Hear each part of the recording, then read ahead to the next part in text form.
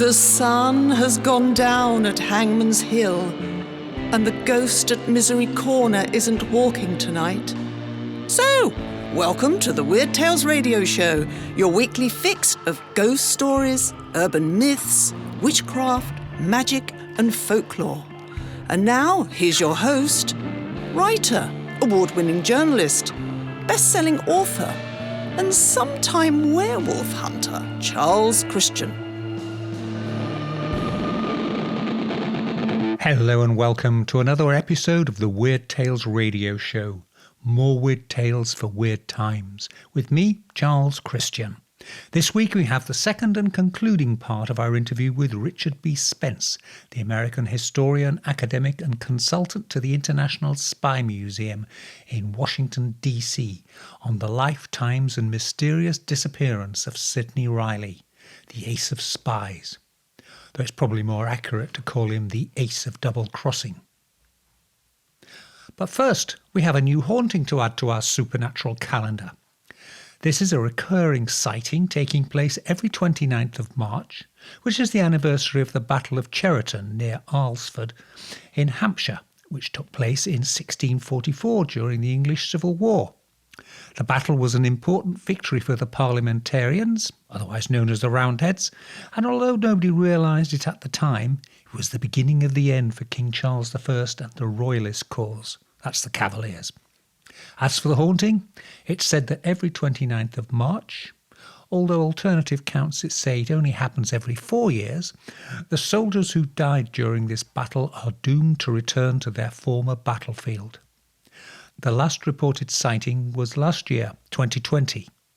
Clearly ghosts were exempt from lockdown regulations. Now for the second part of our interview with Richard B. Spence, as we continue our discussion about the notorious double agent Sidney Reilly.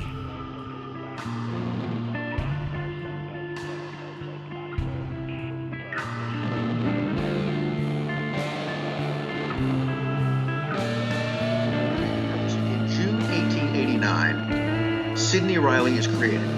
He goes off to the Far East. By April 1900, less than a year later, he's already in business in Port Arthur with Grunberg, and they're taking out ads for business.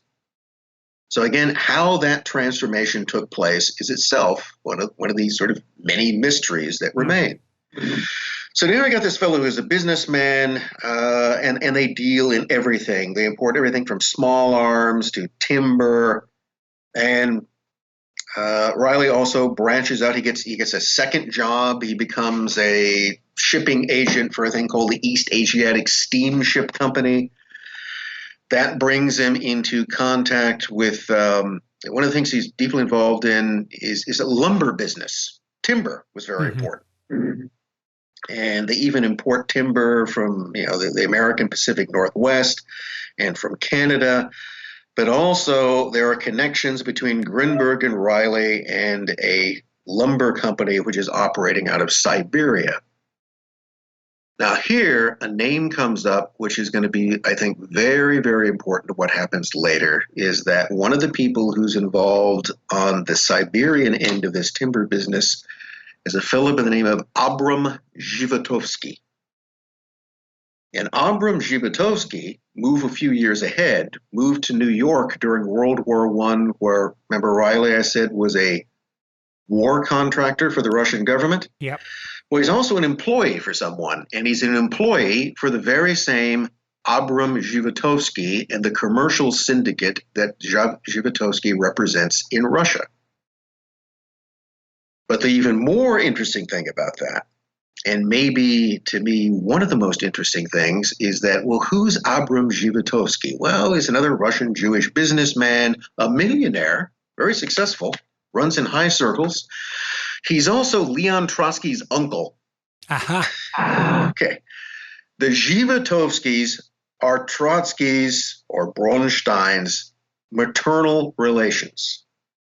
So Trotsky's mother had 4 brothers, at least. All of them became involved in business. 3 of them became very successful. Abram, maybe the most notable of the bunch. and there are a whole variety of other cousins and people related to them by marriage. And so Abram Zhivatovsky is a big deal. He is a major figure on the Russian commercial scene on the eve of the First World War, and he is also the uncle of one of the Tsar's political opponents, Leon Trotsky. And he's also a mainstay of support. So if you ever wonder how you live as an itinerant Russian revolutionary, traveling from Vienna to Budapest to Berlin to London and Paris, never holding down a steady job, how do you make ends meet? Well, you have a rich uncle. So there is a close relationship between Trotsky and Abram Zhivatovsky. And it brings up one of these points that someone had mentioned to me that I have to say I hadn't considered, is that, well, you now find Reilly sort of, that some years down the road, Zhivatovsky is going to send Reilly to New York to be his agent there. That's a fairly important position. He's entrusting him with large amounts of money. Now, they said the way that this type of thing works is that generally within these circles, things operate on the basis of what's called a mishpucha. Mishpucha is a Yiddish term which basically means a kind of circle of trust. It's essentially family and very close friends, mostly people you're related to, that because you're related to them and you can rely upon them to some degree, those are the people you bring in to do business with. And their argument is that Reilly's prominent association with Zhivatovsky and the trust which Zhivatovsky put in contact with him probably means that on some level they're related, that he's somehow part of this cousinhood. And then you have to go back to, remember, all of these little threads that show that Reilly's origins. People keep saying that he's from Odessa. He's from Odessa, and where's Trotsky's from around Odessa. The Zhivatovskys are all in the area, in the province, in that same vicinity. It all goes back to the same neck of the woods in the Russian Empire. So I'd have to say that as things stand, while I'm not convinced of it, I think there could have been other reasons. I have a reasonably strong suspicion that on some level, Reilly, the future anti-Bolshevik, and Leon Trotsky, the future Soviet leader, were related. And that may be one of the main things that in all, I mean, the thing about, if you look at Reilly and his early life, it's abundantly clear that he does everything he can to obscure this. Yeah. Doesn't have to. He can just tell you where he was from and who his parent, and everything about it. But all of this is hidden away. It's like a 3-card Monte game. You're constantly trying to watch where the lady is going. He obscures that. And the thing that I found, when people go out of their way to obscure things like their origins, there's always a reason. To give another example, I'm not sure the same thing. There's someone that Reilly in 1918 will come in contact with, one of those Allied agents that end up being seriously compromised and betrayed, in this case almost shot in 1918, was the American spy master, with a very un-American name of Xenophon Kalamatiano. So Xenophon Kalamatiano had also been born, he was of Greek-Russian origin. And the thing about Kalamatiano is that he would always tell different stories about who his father was or when his father had died. I mean, his father was always this very obscure character who in some cases, was killed in an accident or was killed in a fight or, drowned when a ship went down. But you would get these different versions of it. And it's one of those things, in looking back on it, it should have been clear to me to begin with, is that one, the reason why you tell different people different versions of your origins is that, well, you're trying to disguise them or something about them, or in Kalamatiano's case, you don't know. So this is what I eventually found out. Xenophon Kalamatiano was born in Paris to a Russian noblewoman, 16 years old, who gave birth to him illegitimately. And on his birth record, no father is listed. So the thing you see in Calamatiano's different versions is that there wasn't a story that he knew, and therefore he could basically make up some story about daddy one way or the other. Yeah. So I don't know. Maybe something similar is operating in Reilly's case. Maybe the reason why he's so obscure or seemingly so vague about his origins is that even he doesn't know exactly what they are. Yeah. So that itself, to me, remains a mystery. One of those questions which is unsettled, but it does bring them back into close. So what you've got now, by the time that Reilly is doing business again as a war contractor in New York, is that he's working for Trotsky's uncle, who is himself a successful capitalist, but a man who subsidizes his nephew's revolutionary activities. And Reilly himself has some kind of background of revolutionary sympathies. So here's the question: whose side is he on? Where do his real sympathies lie? Where do his personal sympathies lie? Yeah. So you're going to take this guy who was an employee of Trotsky's uncle, which no one on the British side seems to have figured out by this point, and then you're going to send him on a highly sensitive mission into recently Bolshevized Russia in the early months of 1918. And you're going to do that despite, according to all the records that remain, very negative estimations on him from representative British intelligence in New York. So the guy who eventually makes the decision to send Reilly on this mission was the head of what was then the SIS, what is really the SIS, generally later known as MI6, which was Mansfield Cumming. Mm-hmm. And Cumming has an interview with Reilly, but he also, you're going to vet this person.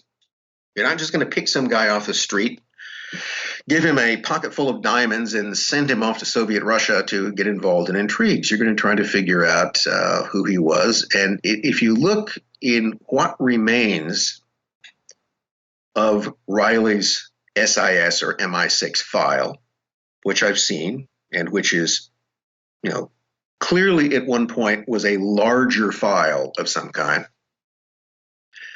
But if you look into that, what you find is that the only records that remained, or the recommendations that Cumming was getting, were stuff that were telling him, don't touch this guy with a 10-foot pole. I mean, again, he's knowledgeable. He has lots of contacts inside Russia. That was the point. He could be useful that way. But he's otherwise untrustworthy and totally devoid of any kind of patriotism. Okay, and generally just out for himself. Yeah. So here's a question. Mansfield Cumming, again, was no one's fool. So why on earth would someone with his acumen, given all of this negative feedback that he's received on this Reilly character, then turn around and engage him on that mission? What would possibly make him disregard all of this bad information he had? Well, part of that is that he was also getting information of a more positive angle. And it seems that while there were British intelligence officials in New York who had a very low estimation of Reilly, there was at least one who seems to have had a fairly high estimation of him. And that, interestingly enough, was maybe the guy that counted, because that was a fellow named Sir William Wiseman, who in fact was the head of the SIS/MI6 station in New York in that period. And Wiseman and Reilly, for some reason, had forged a close, confidential relationship. And there's a mention in an American State Department investigative memo from the early 1920s that I think holds the key to this, where the American investigator, having done his investigation, goes, the reason why Reilly got the job to go into Russia in 1918 is that he received a very strong recommendation from Sir William Wiseman. So that's the best that I have to go on at this point. And what possibly could Wiseman have done at this point? Well, here's sort of cut to the chase, this is why I think Sidney Reilly was actually sent to Russia in 1918. And he wasn't sent there initially to overthrow Trotsky. He was sent there to approach him. Because if you go back and you look at the diplomatic landscape, remember, this is in, let's say, April, May 1918. The Bolsheviks had just taken over back in the fall of 1917. World War I is still very much going on. The Bolsheviks seem to be taking Russia out of the war. They've signed a peace with the Germans. People in London and Paris and in Washington are, of course, quite upset by that. So the question is, how do you change that? Do you go in and do you overthrow the entire regime? Or do you find a wedge within that regime? Do you find maybe that there are some of the Bolsheviks we could make a deal? And that's what they're trying to do. I mean, the whole reason why Bruce Lockhart, Robin Lockhart's dad, was sent back to Russia really as a kind of backdoor diplomatic approach to the Bolsheviks. We're not going to recognize you, but we're still going to talk with you. Was that one of the things that Bruce Lockhart was known for was his pro-revolutionary sympathies. I think at one point he admits, yes, there was a point in time when Lenin and Trotsky were sort of my hero, that he's generally sympathetic to them. And this is something, by the way, in this period you find among American diplomats. I'm sure you find it among French, you find it among Britain. There were people who were absolutely dead set against the Bolsheviks and thought that they were the greatest evil that had ever been spawned and had to be destroyed. And there were others who were either politically sympathetic to them, or in fact believe that some kind of an agreement could be made. These are rational people. We can come to a deal. We have a common interest. They don't like the Germans any more than we do. And, maybe Lenin, signed, pushed through, and he did push through the Brest-Litovsk peace. But what did you find? If you look closely at that, who was one of the Bolshevik luminaries who opposed making peace with Germany? Why, Leon Trotsky. And Trotsky also was in many ways quite favorable to Allied officers in Russia and would make statements in which he argued that, eventually Russia needed to raise a revolutionary army and continue the war. That was the chance. So you don't have to overthrow the whole regime. All you have to do is change who's in charge of it. Maybe if we got Lenin out of the way and Trotsky was brought in, Trotsky is much more reasonable. Trotsky is someone who could bring Russia back into the war on the Allied side. That's what Lockhart was trying to do behind the scenes, was to constantly sort of schmooze Trotsky and get him back into the Allied fold if he could. And who might be useful? Now consider what we know so far. That Reilly is someone who very recently has had a close relationship with Trotsky's favorite uncle. He's got an entree. Yeah. And that, I think, this is my theory. It's not a fact. This is my theory. That's the whole reason why Cumming overlooked all of the negative estimations and went with what Weizmann told him, which was that, look, Reilly's really sort of connected. He's plugged into the whole Trotsky apparatus. Right?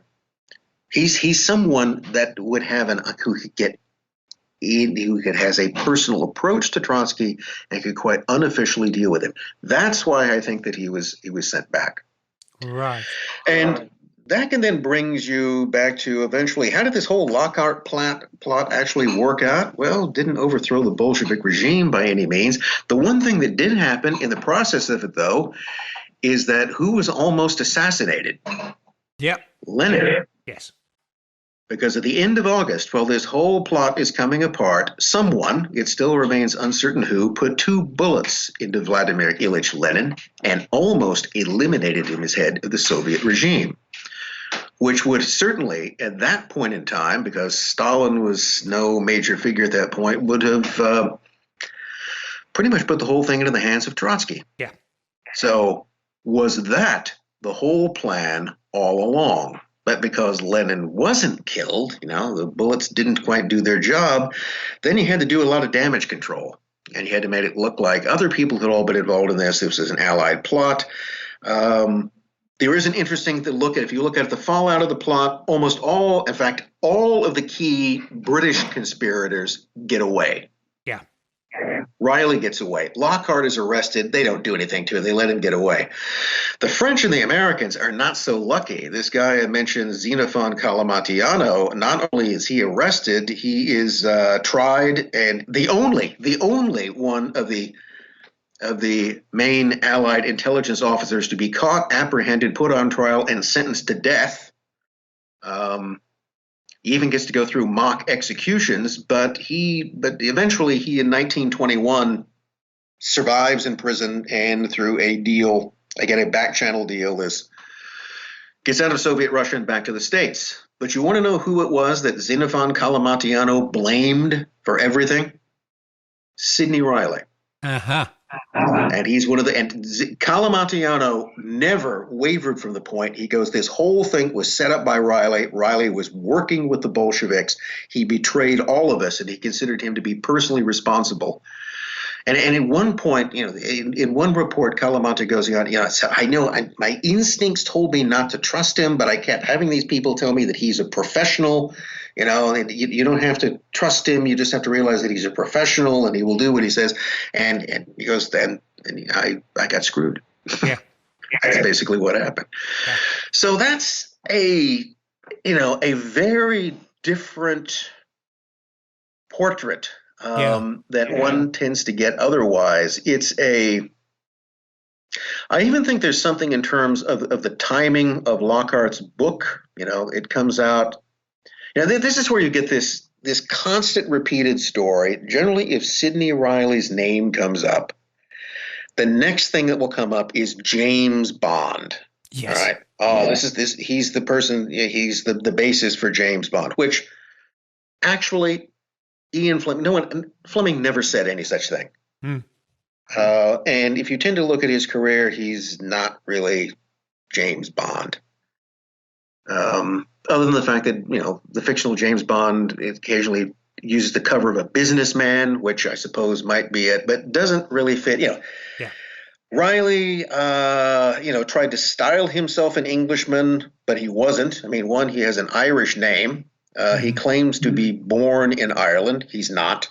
He's never set foot there. His English is good, but it's not perfect. Contemporaries noted two things. He still had a Russian accent, Russian, Polish, Jewish accent. And he, according to some, he never quite got some of the idioms right. That's the toughest thing in any language is the idiomatic expressions. Yeah. And those would be off. His attempts to swear in English are always kind of interesting. Because it always sounds like he's repeating something he read in a book. So he would, it was a kind of masquerade he would come up. Well, let's put it this way. No one would ever mistake this guy. Certainly no one in England would ever mistake him for being English, and no one in Ireland would ever mistake him for being Irish. Yeah. He was a fairly anglicized foreigner, but that's about as much as you could say. I even had people look at his I got a lot of his correspondence in English, also in Russian, and I had a couple of native Russian speakers, look at his, read through his Russian letters and tell me, does this look like something that was written by a Russian, or does it not? It's, how's his grammar? How's his the sort of the fluidity of his prose? And they were kind of split on that. One person thought that, no, I wouldn't take this as being, I take it as being written by someone who was very knowledgeable and well acquainted with the Russian, but they're probably not a native speaker. The other person was less certain of that. The other language that Reilly clearly knew very well was German, which might well have been picked up at university at some point early on, but he got it somewhere. So you got this really sort of polyglot character who's, I think more than anything else, what Reilly was in it for, to the extent of what he's in, was for himself. Yeah. He's always he's very interested in making money. which he manages to do.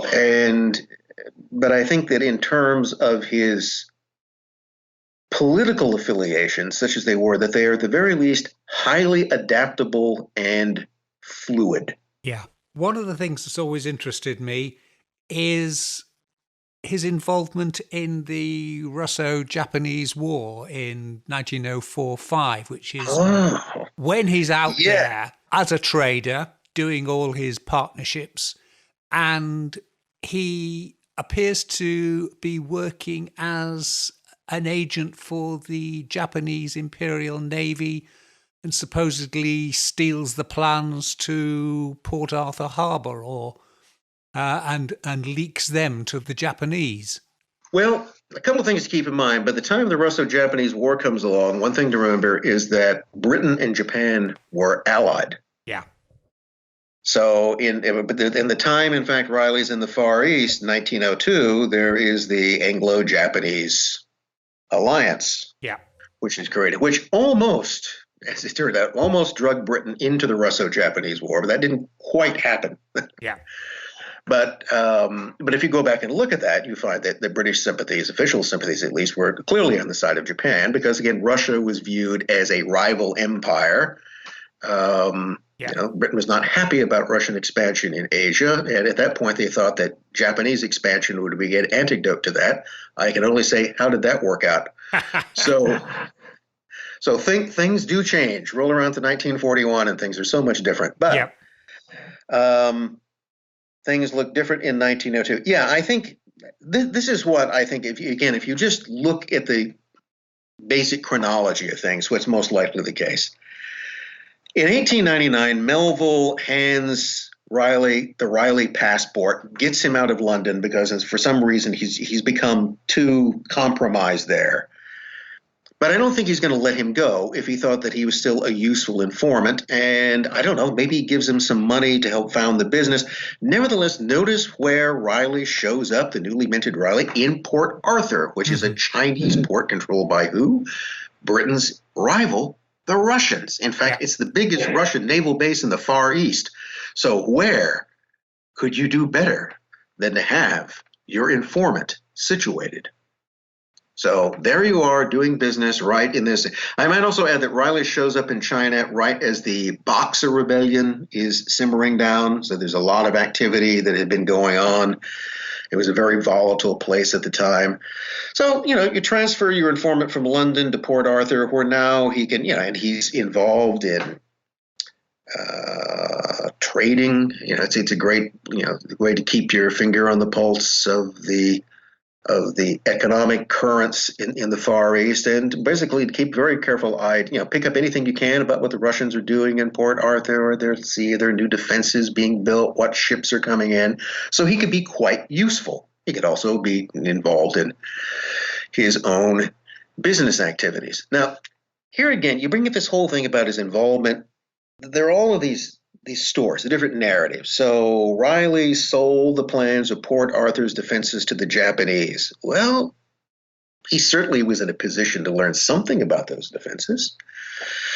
But then I would run across these things, and we get different statements from some people would say, well, Reilly he stayed in Port Arthur until after the Japanese siege, which meant he would have been there until 1904 or 1905. Others argue that he left just before the Japanese showed up or just before the war. And it was never really clear. It was like, so here, finally, through newspapers, I figured out what happened. So Reilly's in the Far East. In November 1903, that is before the war starts, because the war won't start until January 1904. In November 1903, he leaves Port Arthur and he goes to Kobe, Japan. Takes a boat over to Japan.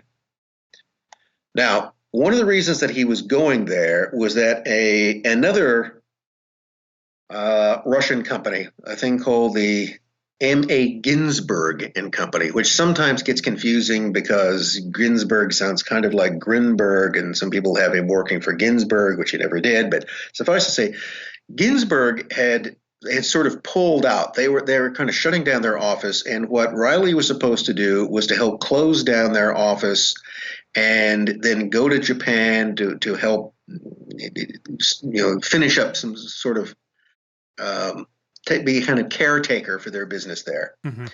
So there's a newspaper report that comes out, I think, again in the North China Herald that goes, well, in November 1903, Sidney George Reilly arrived in Kobe and checked into a hotel, and then a few days later, he vanished. You're listening to the Weird Tales radio show with Charles Christian.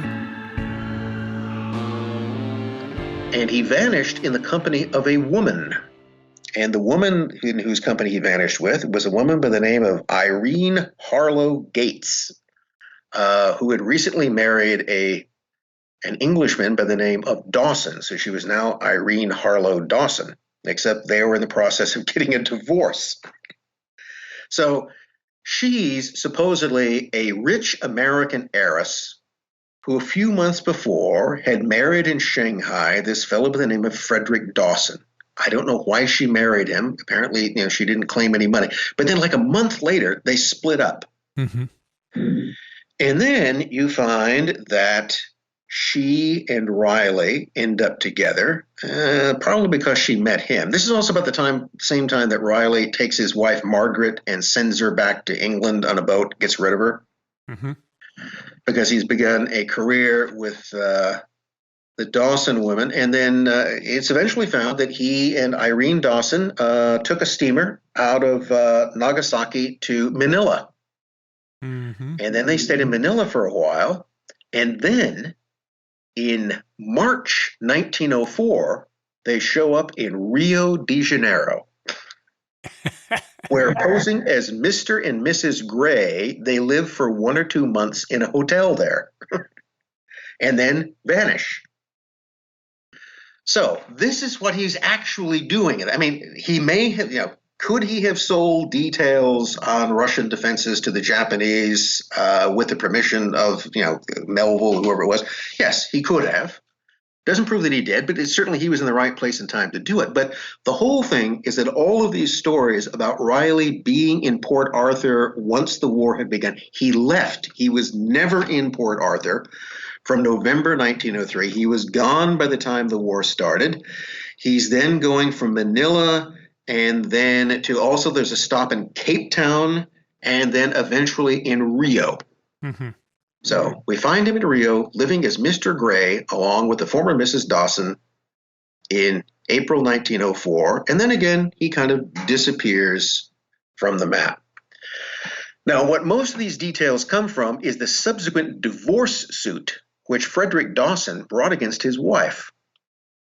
Because in the autumn of 1904, that is some months later after when she and Reilly were, canoodling on the beaches in Rio, she shows up in London destitute, without a penny to her name, saying she doesn't even have enough money to pay for her hotel, and she desperately wants to reconcile with her former hubby, Frederick Dawson. Mm-hmm.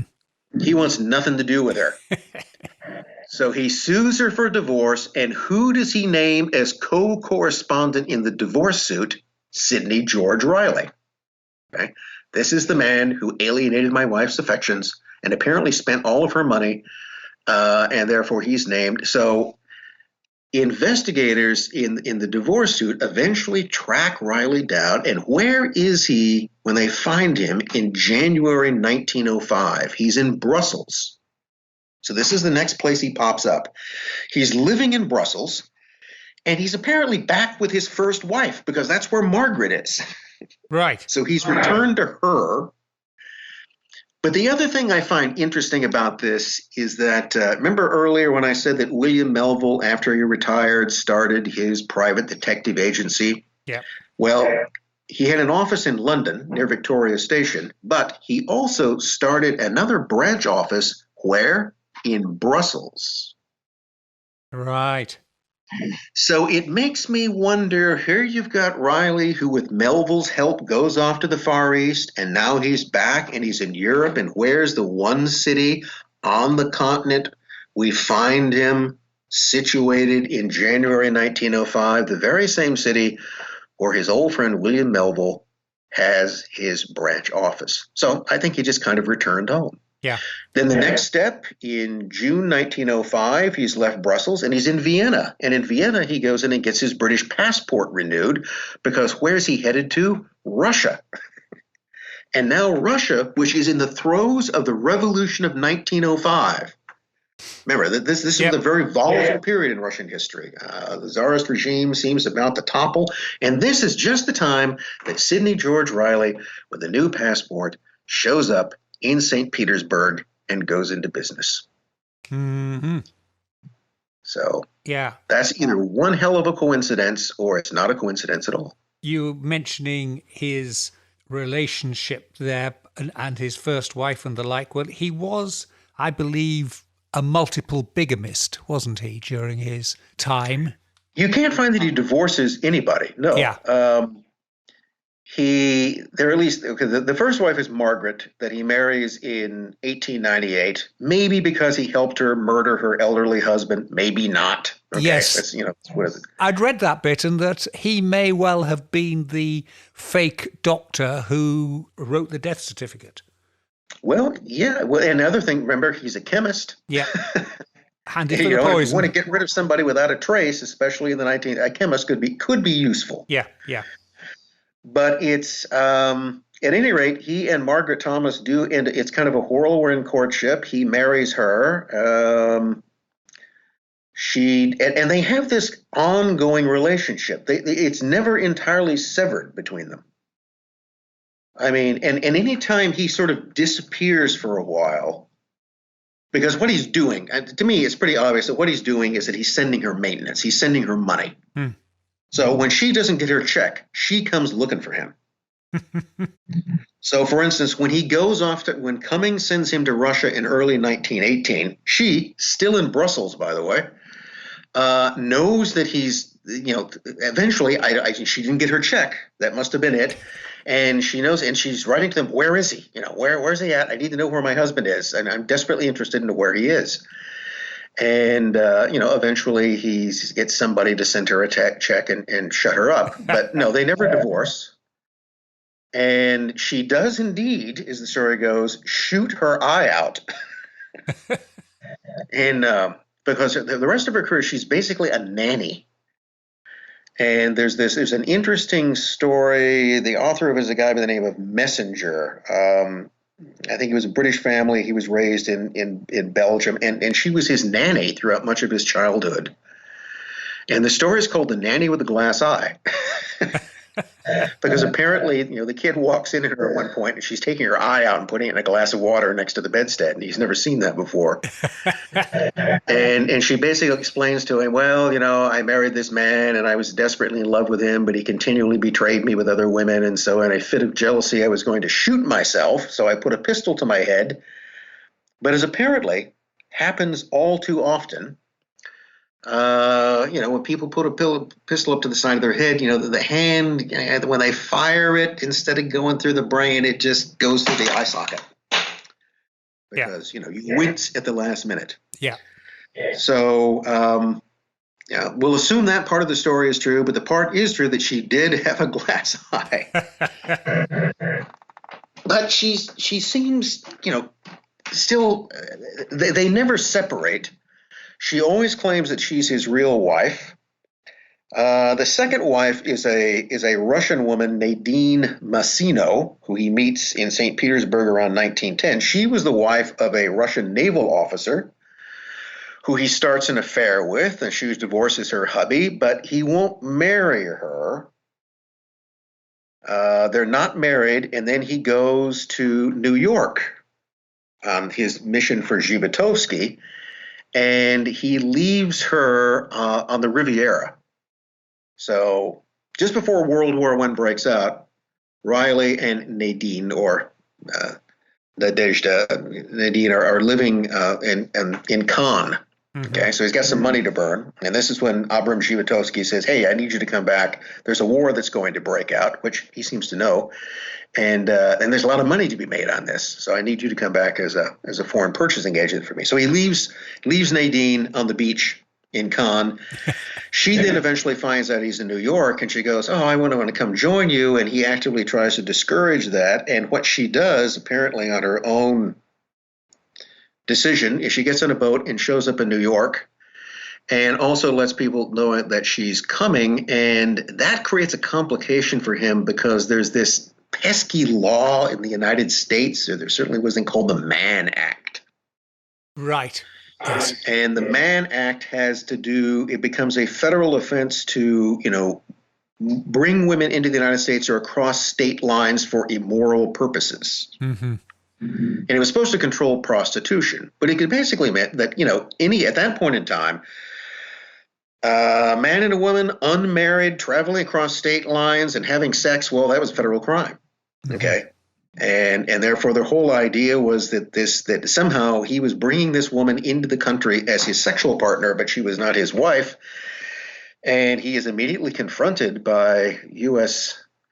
agents who say, well, there's one way out of this, marry her. So that's what they do. Right. So Nadine essentially blackmails him into marrying her. And while she's one of the few women who ever seems to have gotten, knew how to handle him in some way. So she gets him to marry her, but he's never divorced Margaret, and as far as I can tell, he never divorces Nadine. They split up. She becomes a kind of serial mistress for various people like the Nobel brothers after that.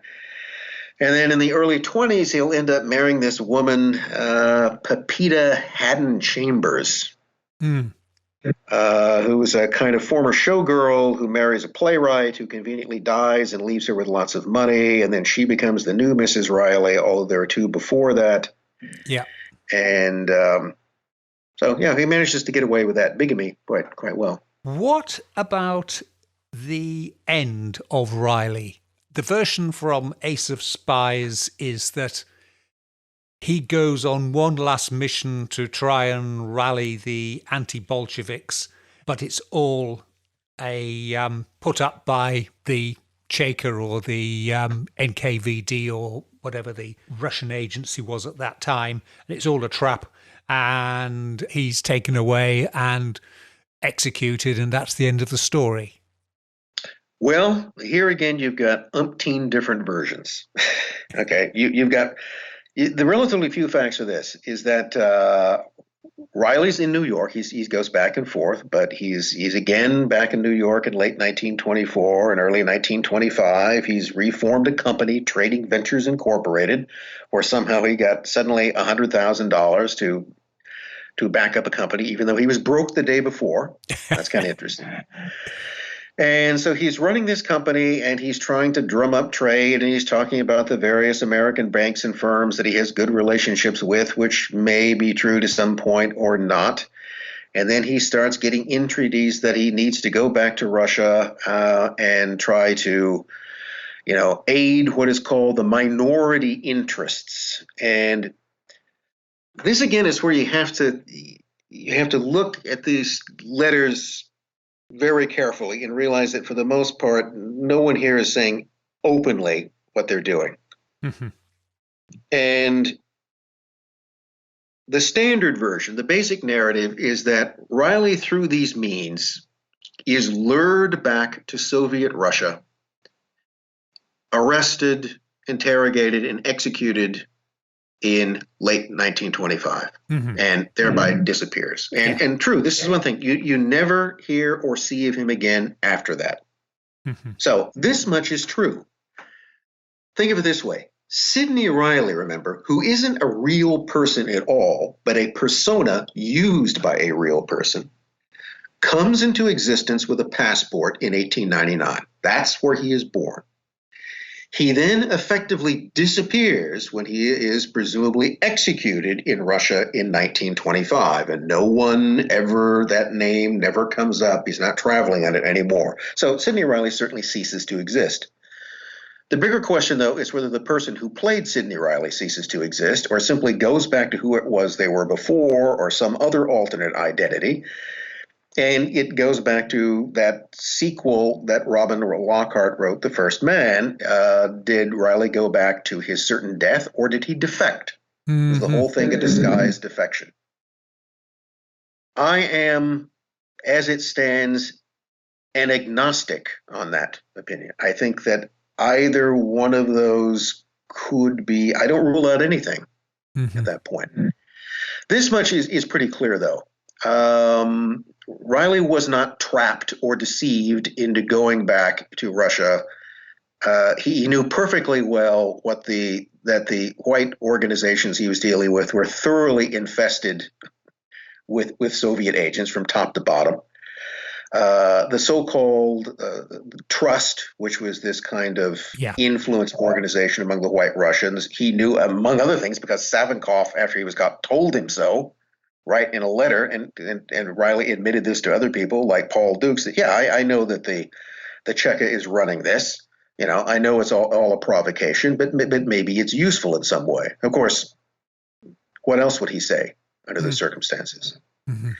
So he wasn't deceived. He went back in basically knowing that. And I mean, the question for me is this: it isn't so much whether Reilly was entrapped by the Trust, but what I actually suspect more is that he's part of the Trust.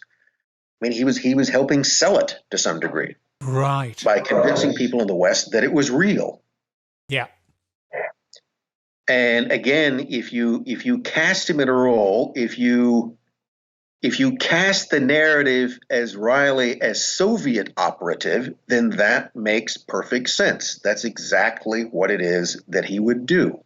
So it at least makes as much or more sense than the other end of it. But I think but he's always involved in trying to make these deals. And this is, if you look at what he's really doing in his relationships with all these reports that he will send from everyone to Churchill to others, and he's constantly trying, the whole thing he's selling from 1918 on to 1925 is that he's not selling the idea that we need to overthrow the Bolsheviks. What we need to do is we need to find the ones that we can make a deal with, because there's a lot of opportunity. There's a lot of ways that we can make deal.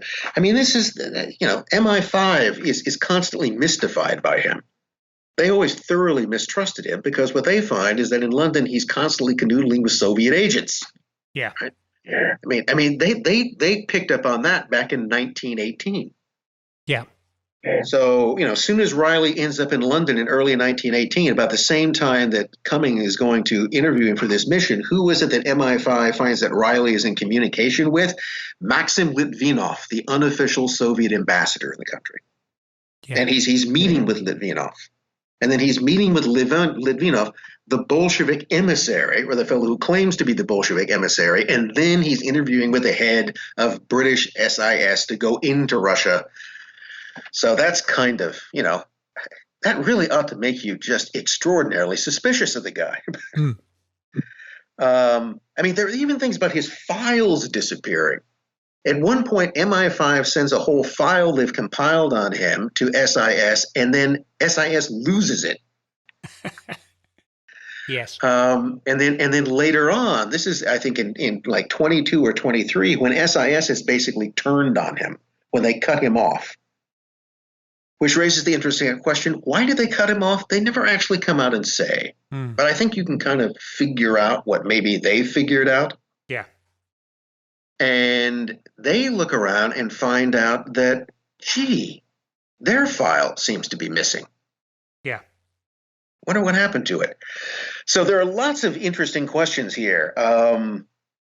There are questions, I'm pretty sure that if you really dug down into this and you could find, if you could really get to the bottom of it, you'd find out that Reilly was essentially functioning as a mole, or not necessarily a very successful mole in inside British intelligence for the advantage of the Soviets.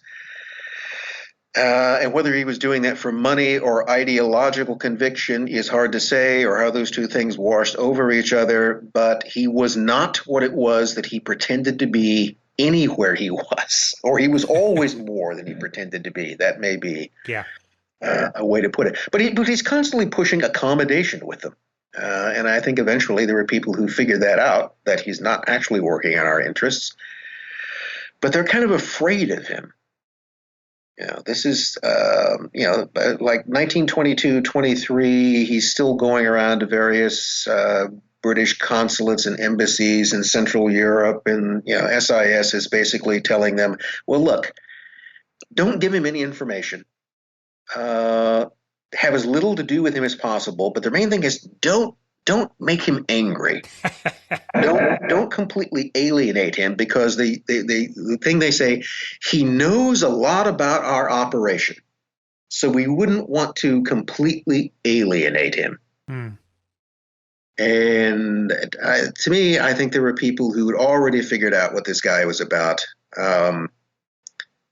But at that point, it becomes damage control. Yeah.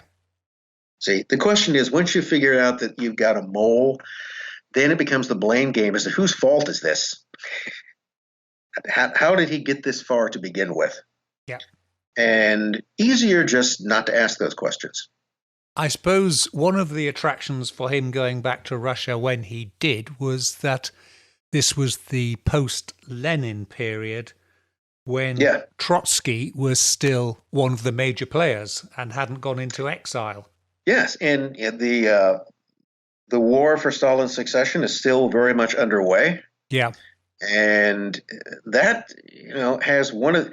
This is the kind of interesting thing to me. If you go through the Soviet accounts of his capture, which are, I'm not quite sure how much of them to believe, but the one thing that comes across is that the one person in the Politburo who was constantly insisting that Reilly immediately be arrested, because their initial idea was they were going to let him come in and then leave. Right? Because there wasn't any idea that we're going to lure. I mean, this wasn't even the idea of luring him back and then grabbing him and interrogating him, but to come in and then just sort of watch who he was. What we want to do is to keep him out there so that we can kind of trace his movements. Or the fact is that he's coming in to make some deal with someone else, but the guy in the Politburo who wanted Reilly captured and later insisted on him being shot was Stalin. Mm-hmm. And if Stalin in some way was keyed in that Reilly had a backdoor connection to Trotsky, which he did, if you looked into his history, it wouldn't be that hard to find. That could have been why he was so interested in doing so.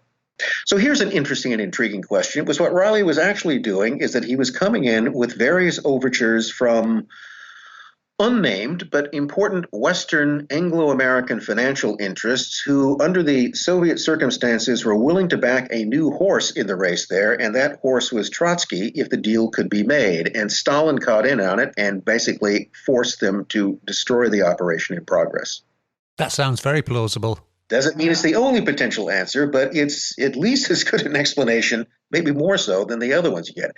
That Reilly, who's not that easy to dupe, is somehow duped by people who couldn't have duped him because he knew who they were. Yes. I mean, that doesn't hold up. The whole idea that he's lured back is not the real narrative. So it's something else.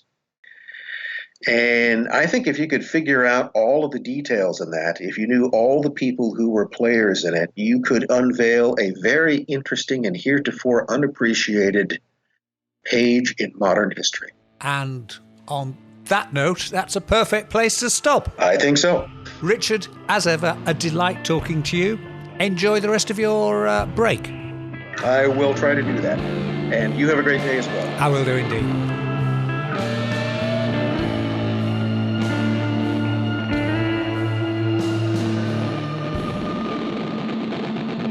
We haven't had any practical magic for a while, so let's remedy that now with the candle in the wind ritual. Yes, I did say candle in the wind because it should be conducted on the 25th of March, which is Elton John's birthday. And for those you youngsters out there who are scratching your head, yeah, he wrote the song.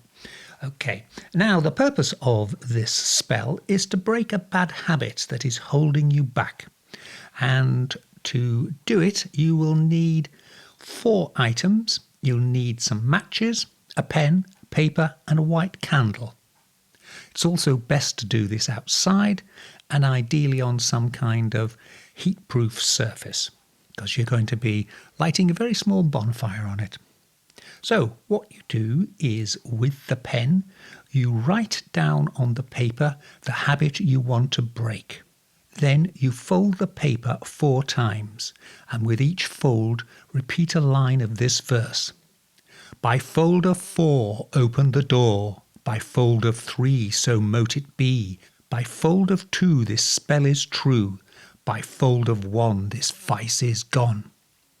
Then you put the paper on the heat-proof surface and you set fire to it and let it burn away to ashes. Then toss the ashes into the wind and let them be spread away, never to ever come back together. Then pitch out the candle and trust in the process. Good day, gentlefolk. I doth have breaking news. Your Weird Tales host, Charles Christian, has written a new book called Saints and Sinners in Dark Age England. 5 shocking true tales that are stranger than fiction. There's murder, mayhem, treason, incest, adultery, and worse. Read about the real antics of 9 saints. Yes, saints. 8 kings and 5 queens of England, plus the wickedest of all stepmothers. And be amazed, or horrified, or appalled, or all 3. If you love weird history, and methinks you do, hop over to Amazon for your copy of Charles Christian's Saints and Sinners in Dark Age England. Grab yours now. We're almost out of time, but before we go, here's one more date for the diary. This year, Saturday 20th of March, is the spring or vernal equinox in the Northern Hemisphere. If you're a Wiccan, it's the festival of Ostara, and if you're a neo-pagan or follower of Asatru, it's called Summer Finding. Whatever you want to call it, be kind, be good, and enjoy yourselves. This year it marks not just the return of the sun, when the days are longer than the nights, but also a return to almost normal life after 12 months of lockdown.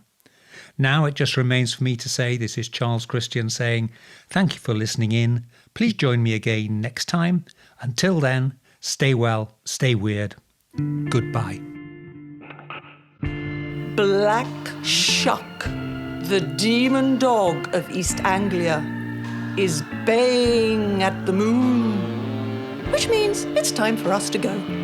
You've been listening to the Weird Tales radio show with Charles Christian, your weekly fix of ghost stories, urban myths, witchcraft, folklore, and the paranormal. You can keep in touch with us online at www.urbanfantasist.com, by email to urbanfantasist@icloud.com, and on Twitter @urbanfantasist. Join us again next week for another edition of the Weird Tales radio show. Goodbye.